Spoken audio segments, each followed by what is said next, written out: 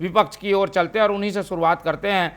सदन चर्चा का मंच है अमित जी, और ऐसे समय में जब प्रश्नकाल है, आप प्रश्न पूछेंगे, सामने जवाब आएगा, लेकिन जवाब जो आता है उससे हम देखते हैं कि विपक्ष संतुष्टि नहीं होता। हर मसले पर वॉकआउट देखने को मिलता है, रोज वॉकआउट देखने को मिलता है। आज तो 3-3 मुद्दों पर वॉकआउट हो गया।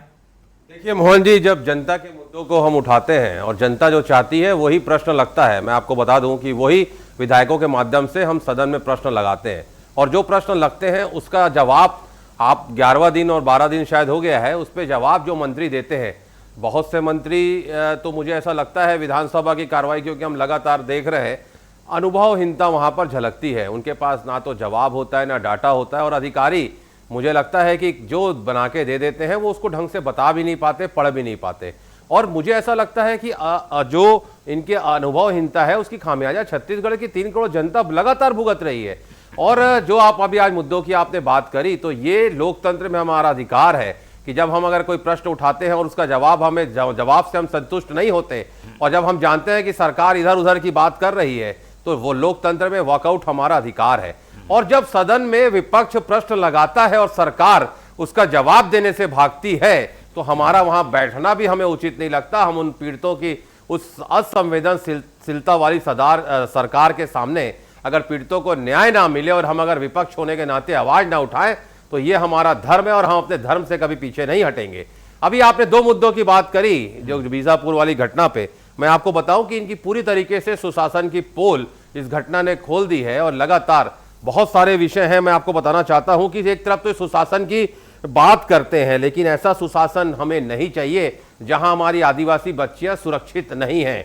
दूसरा, मैं आपके माध्यम से कहना चाहता हूं कि लगातार कभी बीजापुर हो, कभी कोरबा हो, कभी सुकमा हो, लगातार ऐसी घटना घट रही हैं। मतलब कहीं ना कहीं सरकार जो इन बच्चियों को सुरक्षा देने में जो नाकाम हुई है, बार बार ऐसी घटना होना ये दुखद है और कठोर कार्रवाई होनी चाहिए। मैं आपके लोकप्रिय चैनल के माध्यम से ये मांग करता हूं कि अगर जब स्कूल और छात्रावास ही हमारी बच्चियां वहां पर अगर सुरक्षित नहीं रहेंगी तो वो कहां जाएंगी।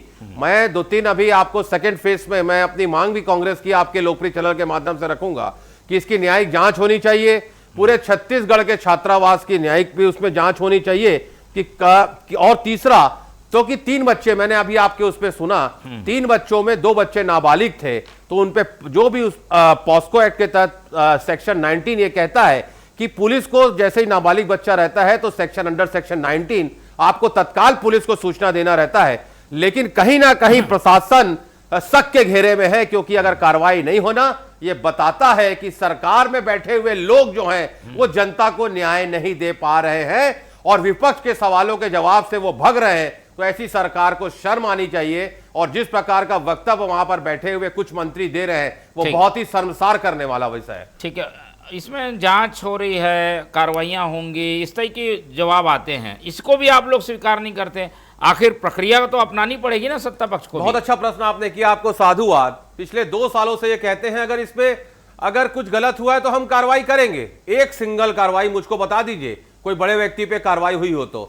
छोटी मोटी कार्रवाई करते हैं और इतिशी कर देते हैं। ये कब तक बचेंगे? लेकिन गलती संभालिए साहब, क्योंकि कहते हैं ना कि हमको थी उनसे वफा की उम्मीद, जो जानते नहीं वफा क्या है। ये जनता को न्याय नहीं दे पा रहे हैं और अपने आप को सुशासन की सरकार कहते हैं। ये सुशासन की सरकार नहीं है मोहन जी। मैं आपको बड़ी विनम्रता के साथ ये कहना चाहता हूं कि अगर बच्चियां स्कूल में सुरक्षित नहीं रहेंगी, और सबसे बड़ी बात, कार्रवाई करिए ना आप, जो भी गलत है उसके ऊपर कार्रवाई करिए बड़ी जिम्मेदारी के साथ, लेकिन आप उन अधिकारियों को बचाना चाह रहे हैं जो गलत किए, उनको बचाना चाह रहे हैं। ये एक दुखद पहलू है। और दूसरा, मंत्री जी का वक्तव्य आता है कि इसको आप विधानसभा में कांग्रेस उठा रही है। अरे विधानसभा में नहीं उठाएगी तो कहां उठाएगी बताइए आप। चलिए आएंगे।